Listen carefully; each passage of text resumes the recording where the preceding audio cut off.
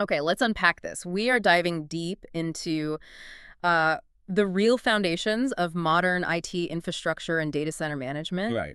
And our source material today, it's basically a blueprint, a distillation of all the essential technical knowledge you need to manage these incredibly complex systems. Exactly. And we're not here to just, memorize terms for a test. No. Our mission is to really move past the flashcard definitions and pull out the core principles that actually govern everything: efficiency, compatibility, security, and the big one, long-term planning. This is the knowledge stack you need if you're building or securing a major infrastructure deployment. It's not an audio textbook. Not at all. Think of it as a shortcut to understanding the critical tools and really the best practices. So we're going to start from the ground up. Literally. The physical space, the power, the cooling. And then move into the digital layer. You have to start with the prerequisites.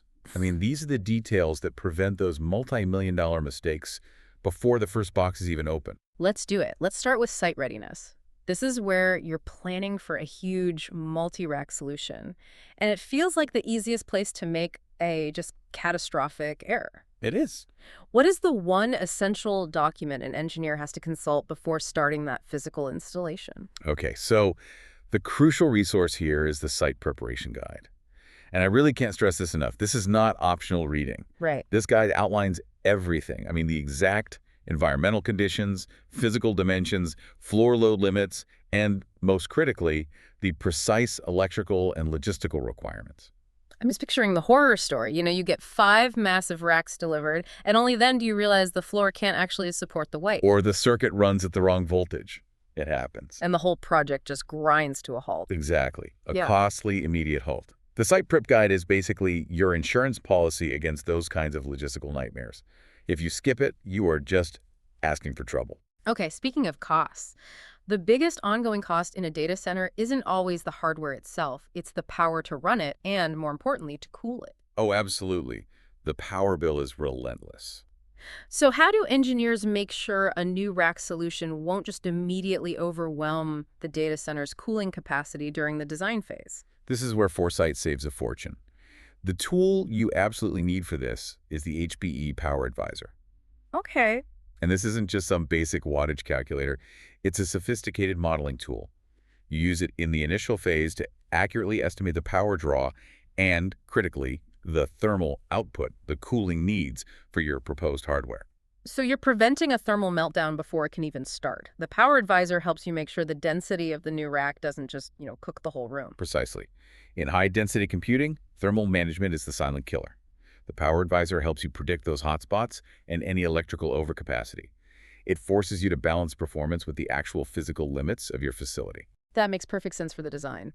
But what about day-to-day operations? Let's say a company is laser-focused on sustainability. They want to minimize energy use when servers are idle. What's the feature for that? For that kind of operational efficiency, you need something like the Dynamic Power Regulator. Okay, what does that do? It's all about intelligent, real-time power management. So instead of the server CPUs running at, say, a high baseline power draw at 247, the regulator dynamically scales power consumption down. So when it's the weekend or usage dips overnight, the server is actually sipping power instead of just wasting it. That's it, exactly. It adjusts the processor state, the clock speed, the voltage, all based on the actual workload demand. When activity dips, the power draw drops automatically. And crucially, it does this without hurting the stability or the availability of the system when a new load suddenly spikes. Right, this is where it's really interesting for me. We're moving from the physical to the connective tissue of the data center. We obsess over raw hardware speed. But the real headache is making sure everything talks to each other. Yes. The storage arrays, the fiber channel switches, the servers. Compatibility is the absolute bedrock of a stable storage network. Right. If you get connectivity wrong, nothing else matters. Right. So if I'm proposing a new storage solution and I need definitive proof that it will play nice with my existing switches, where do I go? What's the one authoritative source? You have to go straight to HPE SPOCK. SPOCK. Which stands for the single point of connectivity knowledge. I love that name. So why is SPOCK so important? Why can't I just look at a general data sheet? Because the matrix of supported configurations is just immense. A data sheet is a marketing document. SPOCK is a live, validated database. It confirms which firmware versions, which operating systems, which switches, all of it are supported together. So if it's not an SPOCK, It's unsupported. Yeah. And you're risking a massive career-limiting failure. It is the ultimate insurance against connectivity chaos. That's a critical resource. Okay, let's pivot to data migration. This is where so many projects get stuck. A customer wants to move tons of data from an old array to a new one, say an HPE Electra system, but they demand zero downtime. That's the standard request now. We can't have a maintenance window. So how do you do it? The demand for that kind of transparent, non-disruptive migration is met by tech, like HPE Pure Motion. It's a powerful feature that lets you move data between arrays while the applications using that data just keep running. They never even know the storage location has changed. That's incredible. It's like changing a tire on a race car while it's still on the track. That's a great analogy for it. It makes migration totally invisible to the business. Pure Motion turns what used to be a whole weekend of scheduled downtime and, significant business risk into a seamless background task. That's huge. But let's talk about when things break. Specifically, SN boot. It's a common problem. A server just fails to communicate with its boot volume. You check the settings. What's the most likely culprit? 9 times out of 10, maybe more, the problem is an incorrect worldwide name, or WWN, in the host mapping settings. Okay, the WWN. You have to think of the SAN environment like an exclusive club. Okay, walk me through that.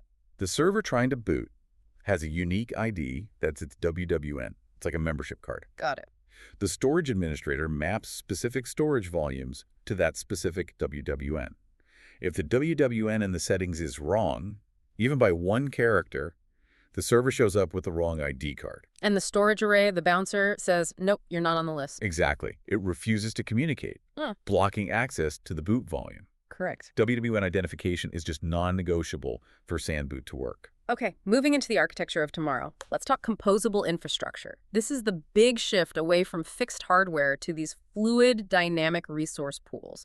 So what platform allows you to assemble and reassign compute, storage, and networking just using software? That flexibility, that resource fluidity, that is the definition of HPE Synergy. Synergy is the platform that was designed from the ground up for true composable infrastructure. Instead of having servers and storage siloed in separate boxes, it pools all of those resources together. And the key distinction here is that the software is defining what the hardware is at any given moment. That's it.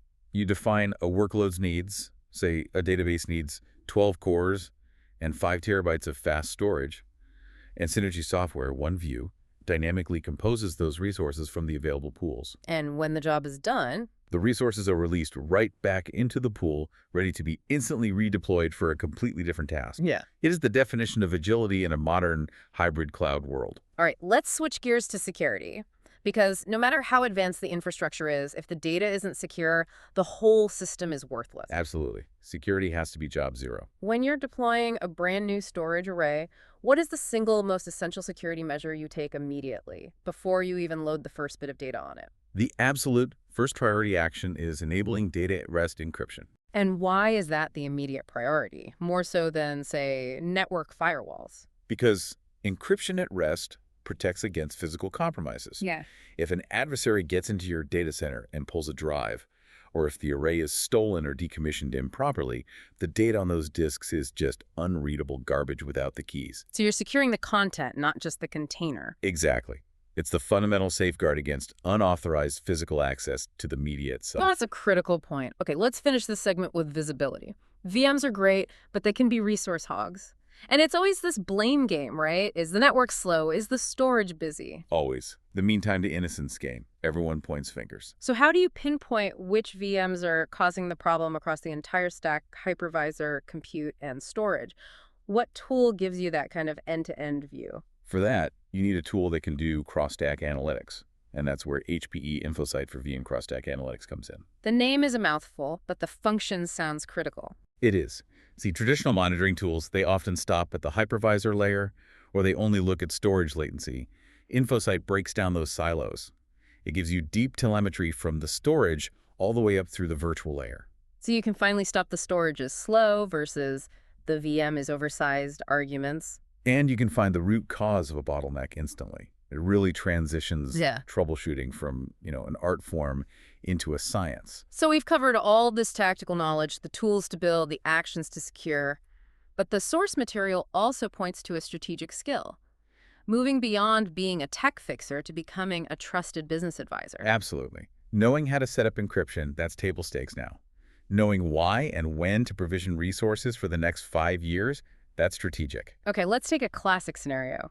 A customer comes to you in a panic. They need a quick fix for a capacity issue. They're at 80% full. They just need 3 more terabytes today to survive. The easy answer is to just sell them some cheap drives. Right. The quick fix. What's the better response? The long-term, trusted advisor response. The correct strategic response has to be to analyze the data growth trend to propose a long-term solution. Not just patch the problem for this month. Exactly. Giving them 3 terabytes today is remediation. It's not planning. A trusted advisor sees that the capacity issue is just a symptom of something deeper. But wait, why not just give them the quick fix? I mean, budgets are tight, immediate needs are immediate. Isn't that what they want? And that's the vendor mentality. The advisory role dictates that short-term fixes just create long-term technical debt. By analyzing their data growth trend, looking at utilization rates, consumption, seasonality, you can develop a sustainable recommendation. Maybe they need tiered storage. Or maybe the data shows they're due for a full refresh that needs to be budgeted for. Exactly.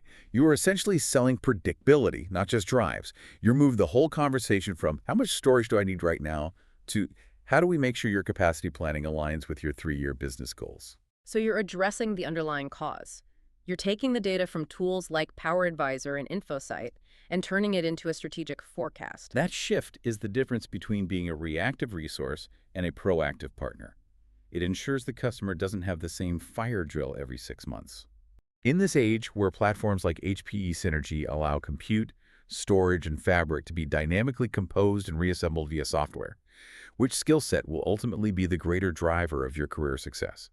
Is it mastering that deep, tactical, technical implementation?